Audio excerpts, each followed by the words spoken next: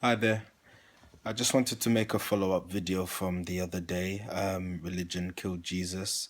And I'm basically going to be reading a text that I've been reading for the last couple years called the Aquarian Gospel of Jesus the Christ.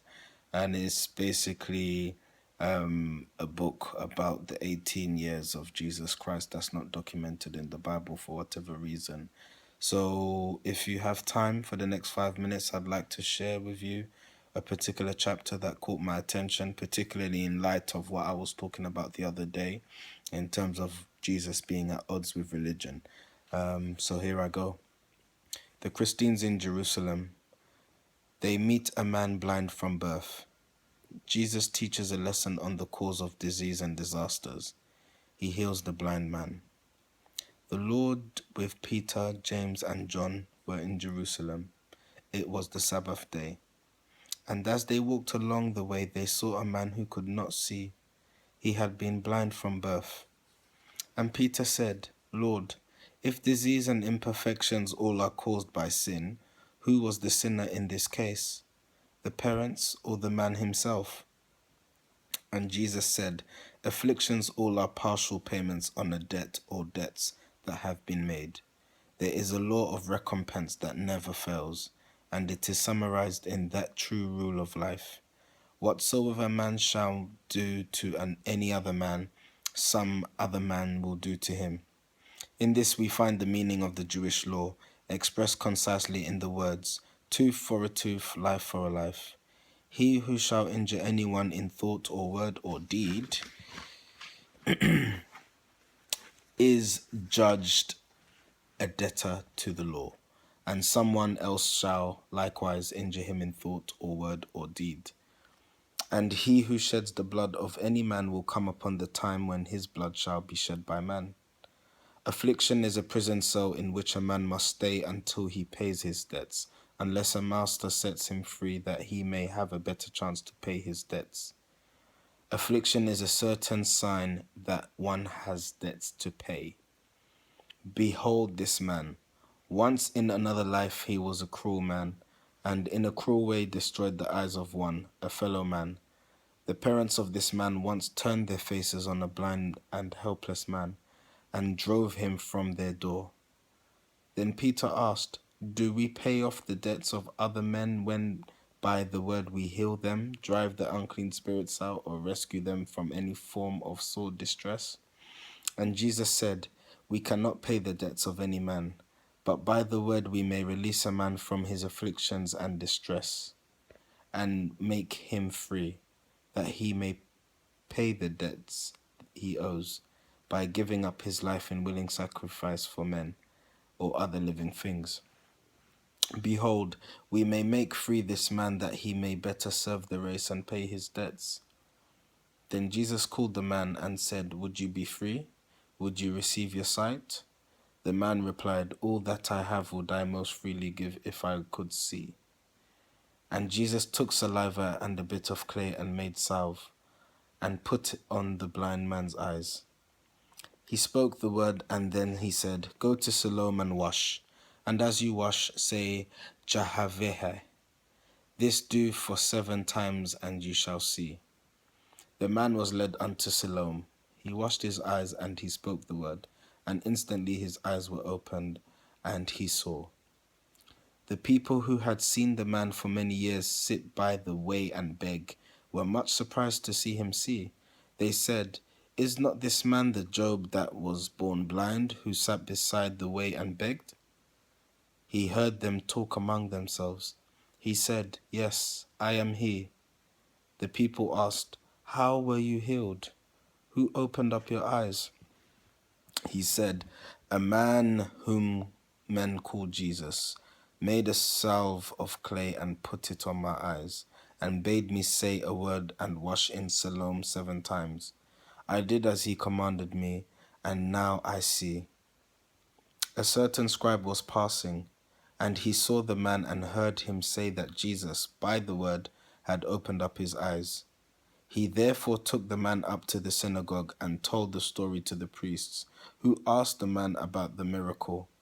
The man replied, I never saw the light until today, for I was blind from birth. This morning as I sat beside Siloam, a man I never knew put on my eyes a salve that people say he made of clay. He bade me say a word and bathe my eyes in water 7 times.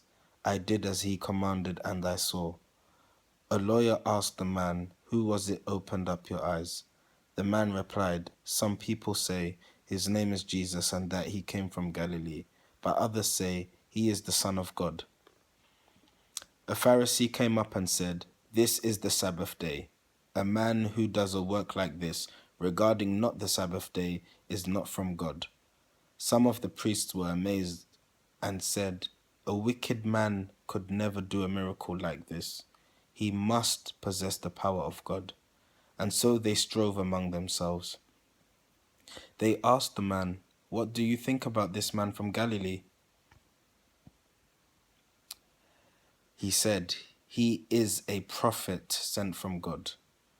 Now, many of the Jews did not believe the man was blind from birth. They said, there is no power to open up the eyes of one born blind. And then they brought the parents of the man before the Pharisees, that they might testify. They said, this is our son who was born blind. We do not know how he received his sight. He is of age and he can tell. Ask him. They were afraid to say what they believed, that Jesus is the Christ who came to manifest the power of God, lest they offended the priests and be cast from the synagogue. Again the rulers said, this Jesus is a wicked man. The man who had been healed stood forth again and said, this Jesus may be sinner or be saint. I do not know. But this one thing I know. I once was blind, but now I see. And then the scribes and the Pharisees reviled the man and said, you are a follower of this man from Galilee. We follow Moses, but this man, we know him not, and know not whence he is. The man replied, it is a marvel that you know not whence he is, and yet he opened up my eyes. You know that nothing but the power of God can do such things. God hears not sinners pray, and you must know that he is not a wicked man who can employ the power of God. The Pharisees replied, you wretch, you were begotten and were born in sin, and now you try to teach the law to us. And then they cast him from the synagogue. Well, as you can see from that little passage there, clearly Jesus did a very helpful, great thing for this poor blind man who was born blind, had not seen the light of day until that moment Jesus healed him. Yet the only thing that the religious authorities, in this case this Pharisee, could think of was the fact that Jesus had done work on the Sabbath day, which is the rest day. Now this brings me to not a next subject because it's the same thing, but basically humanity versus religion. You know, what comes before the other, which is more important?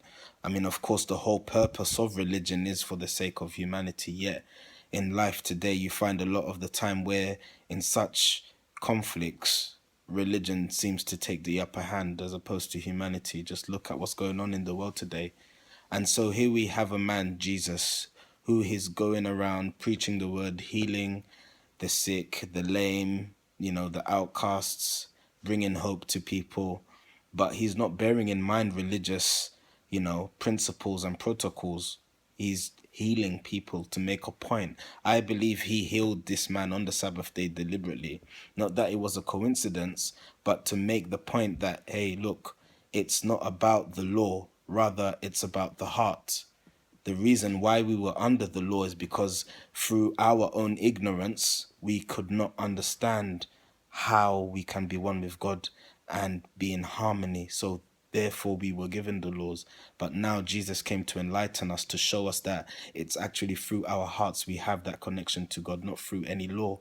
And so it doesn't matter what day it is, Monday, Tuesday, Wednesday, Thursday, Friday, Saturday, Sunday. Every day is the Lord's day. You don't have to put aside one day for the Lord. And so in, you know, honoring the Lord's day every day is simply about having that good heart and doing the good will of man. Forget about the rules. Just do what's right. Thank you for your time. Bye.